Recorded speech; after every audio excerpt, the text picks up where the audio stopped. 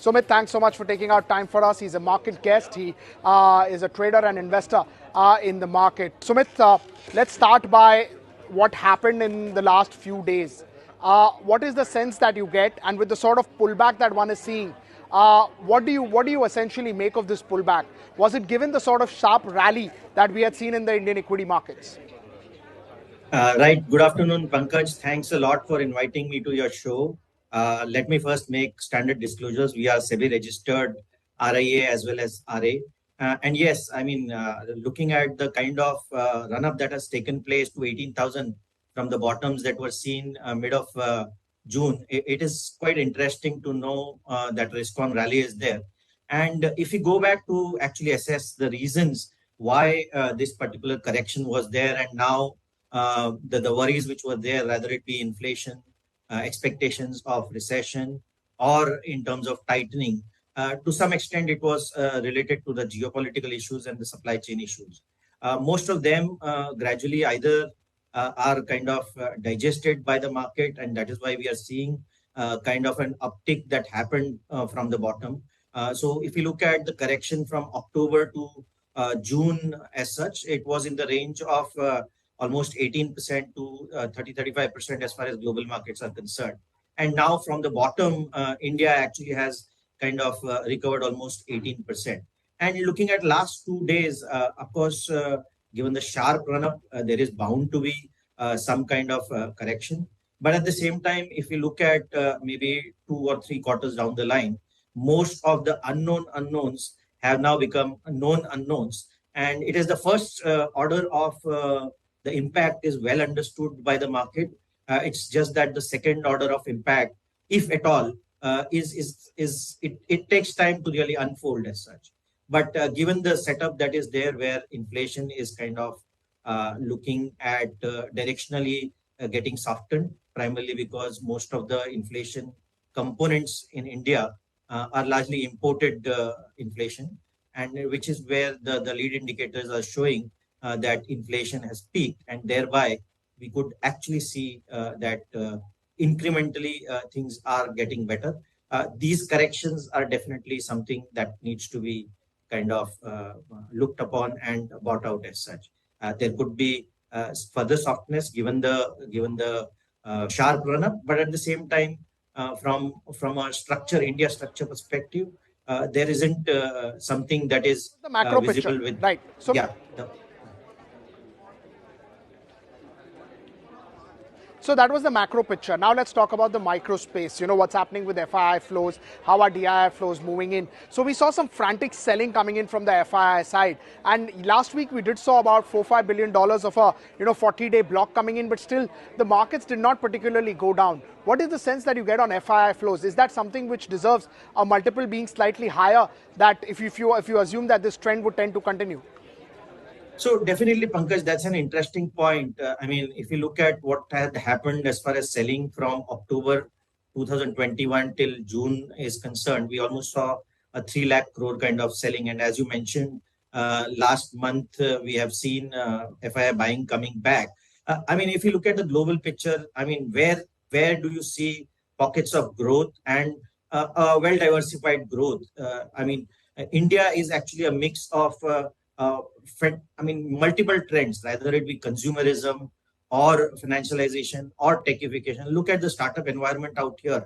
Every day we hear unicorns coming up, and I work out of one of the co-working spaces. I see the environment totally being very vibrant. 6 months back, this place was just 10-20% occupied. Today, this place is almost 100% occupied. The overall environment as far as startup is concerned, techification, it's very vibrant.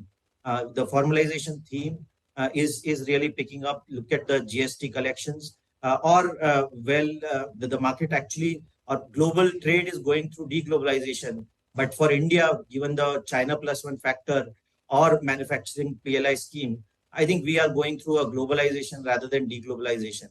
And last but most important is another clean energy. So I think India is at the forefront. Look at the confidence that people, rather it be in ministries or global businesses, I think everyone is so confident. We are scaling up. Nonetheless, in some pockets, there could be higher valuations for startups, but at the same time, the businesses are gaining momentum, and we are actually at a start of new cycle as far as India is concerned.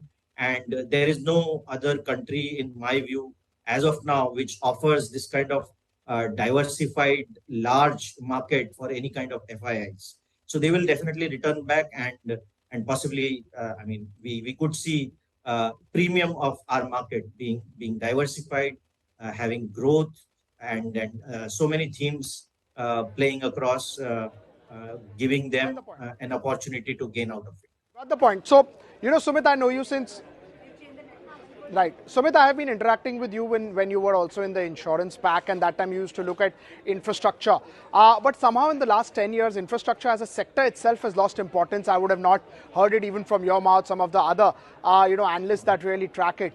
What is the sense that you get now that you're seeing a pickup? Everybody's talking about capex, companies' balance sheets are pretty strong, debt is not particularly that high. What is the sense regarding capex that you get? ABB, Siemens, I was just checking, are at a fresh new all-time high.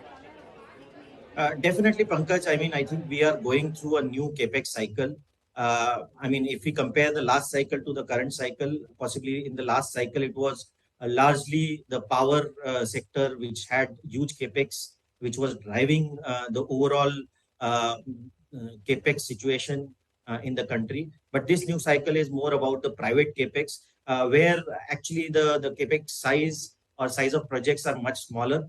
So what we could see is, as you rightly mentioned, the equipment companies are likely to benefit much more than the larger EPC companies.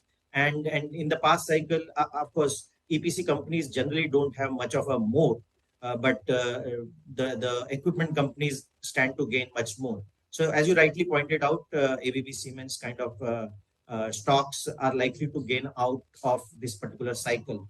And on top of it, possibly it's not just the capex, maybe the manufacturing PLI schemes is likely to benefit as I mentioned that we will be going through a factor of globalization, larger scale. So it has been already talked about specialty chemicals or for that matter, even auto ancillary kind of companies are likely to benefit from the manufacturing theme that is shaping up well. Yeah, Pankaj. So that's about the manufacturing scheme that you just, or theme that you just spoke about. Let's talk about banking names. Tried and tested, last 20 years, largest weightage on the index. Last 2 years, it's been a consensus buy call. Stocks have not done that well. Looking at Q1 numbers, do you get a sense that financials, especially private financiers, are still the space or the best space to be in India? Definitely, the opportunity continue to exist as such. If you look at the penetration, rather it be mortgages, credit card, personal finance, or finance to MSME sector, these kind of areas provide an opportunity. But at the same time, one has to go a bit deeper in terms of understanding the kind of underwriting practices being followed by each of these companies, kind of technology that they are using in terms of creating ecosystems. Like, for example, ICICI Bank creating a fantastic ecosystem for the vendors, for their clients as such. So, one has to use technology to their benefit, and such kind of banks are likely to get the forefront. Despite the kind of underperformance that you spoke about, the companies which are likely to invest well in understanding the right kind of technology to be deployed, as well as the talent that can be retained by them, are the banks that should be looked upon. I think the days of complete sector going through re-rating for banking and BFSI space is gone. We have to be very choosy as far as each and every stock is concerned. And definitely these stocks or companies, if they are investing in right areas, are likely to be beneficiaries of good growth as well as higher valuations than what has been seen in the past. So I would say that one may not paint the whole sector with the same brush. One need to be very selective in terms of either ICICI Bank, AU Finance, or for that matter, even Bajaj Finance. So, these may not be construed as recommendations, but I'm just giving an example per se.